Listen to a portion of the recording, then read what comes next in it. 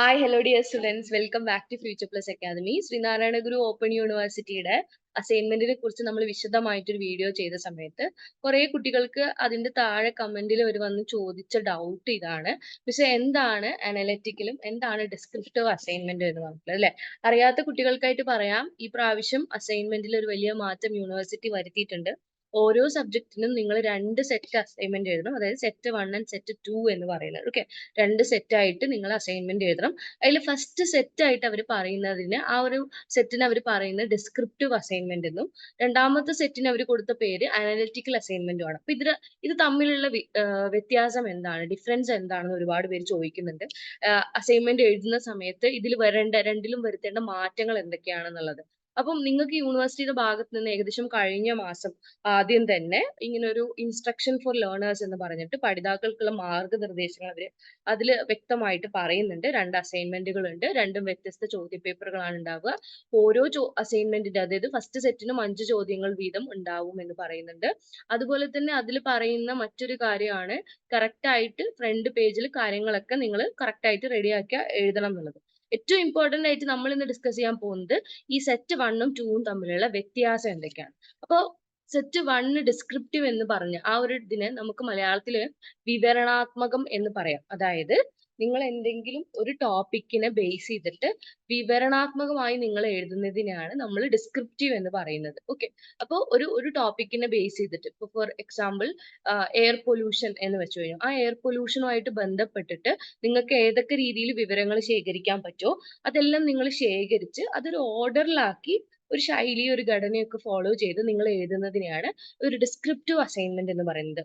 നേരെ മറിച്ച് set 2ന്റെ analytical assignment എന്നുള്ളതിന് മലയാളം പറയുന്നത് വിശകലനം എന്നുള്ളതാണ്. അതായത് നമ്മുടെ ഒരു അഭിപ്രായം നമ്മൾ അവിടെ രേഖപ്പെടുത്തണം. വിശകലനം എന്ന് പറയുമ്പോൾ ആ ഒരു ടോപ്പിക്കിനെ നമ്മൾ കറക്റ്റ് ആയിട്ട് പഠിച്ചുകൊണ്ട് നമ്മുടേതായിട്ടുള്ള ഒരു അഭിപ്രായം അവിടെ രേഖപ്പെടുത്തുക. അത് പോസിറ്റീവ് ആയാലും നെഗറ്റീവ് ആയാലും നമ്മുടെ അഭിപ്രായമാണ് അവിടെ നമ്മൾ രേഖപ്പെടുത്തേണ്ടത്. അപ്പൊ അവിടെ ഒരു വിമർശനാത്മകമായിട്ടുള്ള രീതിയിലാണ് നമ്മൾ ആ ഒരു അസൈൻമെന്റിനെ അപ്രോച്ച് ചെയ്യുന്നത്. അപ്പൊ ആ അസൈൻമെന്റ് എഴുതുന്ന സമയത്ത് in my opinion, in my point of view, according to my perspective എന്നൊക്കെ പറഞ്ഞിട്ട് നമുക്ക് ഇംഗ്ലീഷിൽ എഴുതുമ്പോൾ നമുക്ക് എഴുതാം. മലയാളത്തിലാണെങ്കിൽ എൻ്റെ ഒരു അഭിപ്രായത്തോട് യോജിക്കും, അല്ലെങ്കിൽ ആ ഒരു എൻ്റെ അഭിപ്രായം അത് എൻ്റെ ഒരു അഭിപ്രായം നോക്കുമ്പോൾ എന്നൊക്കെ പറഞ്ഞിട്ട് നമുക്ക് മലയാളത്തിൽ എഴുതുന്നവർക്ക് അങ്ങനെ എഴുതാം. ഓക്കെ, അപ്പോൾ നമ്മുടെ അഭിപ്രായമാണ് വളരെ വ്യക്തമായിട്ട് ആ ഒരു ടോപ്പിക്കിനെ കുറിച്ച് നമ്മൾ പഠിച്ച് നമ്മൾ എഴുതുമ്പോൾ ശ്രദ്ധിക്കേണ്ടത്. അപ്പം 2 അസൈൻമെന്റിലും ഒരുപോലെ ഉൾക്കൊള്ളിക്കേണ്ട കാര്യങ്ങളെ കുറിച്ച് പറയുന്നുണ്ട്. ഇൻട്രൊഡക്ഷൻ വേണം, പിന്നെ ഒരു ബോഡി പാർട്ട്, പിന്നെ അതിന്റെ ഒരു ശൈലി അവർ നോക്കും, നിങ്ങൾ എങ്ങനെയാണ് എഴുതിയിട്ടുള്ളത്, കൺക്ലൂഷൻ വേണം, ബിബ്ലിയോഗ്രഫി വേണം. ആദ്യത്തെ അസൈൻമെന്റിൽ അതിൽ വിശദീകരണമാണ് ചോദിക്കുന്നതെങ്കിൽ രണ്ടാമത്തെ അസൈൻമെന്റ്, അതായത് അനലിറ്റിക്കൽ അസൈൻമെന്റിൽ അവർ പറയുന്നത് നിങ്ങൾ വിമർശനാത്മകമായിട്ട് എന്തൊക്കെ രേഖപ്പെടുത്തിയിട്ടുണ്ട്, എങ്ങനെയൊക്കെ ചിത്രീകരിച്ചിട്ടുണ്ട് എന്നുള്ളതാണ്.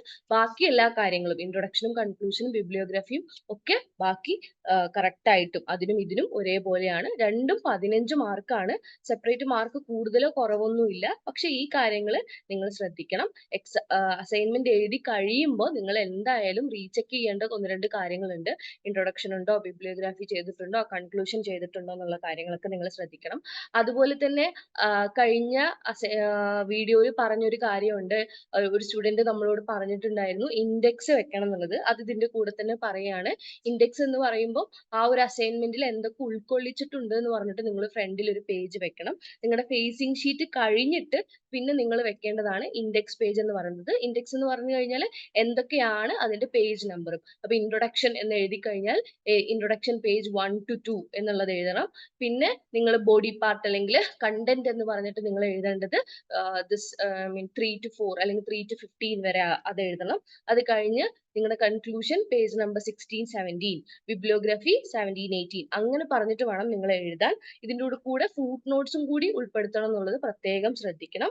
അത് പ്രത്യേകം ലേണിംഗ് സെന്ററിൽ നിന്നും പറഞ്ഞിട്ടുണ്ട്. അപ്പൊ ഇത്രയും കാര്യങ്ങൾ ഉൾക്കൊള്ളിച്ചിട്ട് വേണം വൃത്തിയായിട്ട് സ്വന്തം ഹാൻഡ് റൈറ്റിംഗിൽ ഒരു അസൈൻമെന്റ് എഴുതി നിങ്ങൾ സബ്മിറ്റ് ചെയ്യാൻ. പിന്നെ ചോദിക്കുന്നുണ്ട് അസൈൻമെന്റ് ഡേറ്റ് വന്നോ എന്നുള്ളത്. അസൈൻമെന്റ് ഡേറ്റ് ഇതുവരെ റിലീസ് ചെയ്തിട്ടില്ല. കുറച്ചധികം ടൈം കൺസ്യൂമിംഗ് ആണ് ഈ 2 അസൈൻമെന്റും എഴുതാനുള്ളത് കൊണ്ട് തന്നെ. അപ്പം നിങ്ങൾ കറക്റ്റ് ആയിട്ട് അസൈൻമെന്റ് ഇത്തരത്തിലുള്ള വിവരമൊക്കെ പാലിച്ചുകൊണ്ട് മാത്രം നിങ്ങൾ അസൈൻമെന്റ് എഴുതാൻ ശ്രദ്ധിക്കുക കേട്ടോ. Thank you so much for watching this video.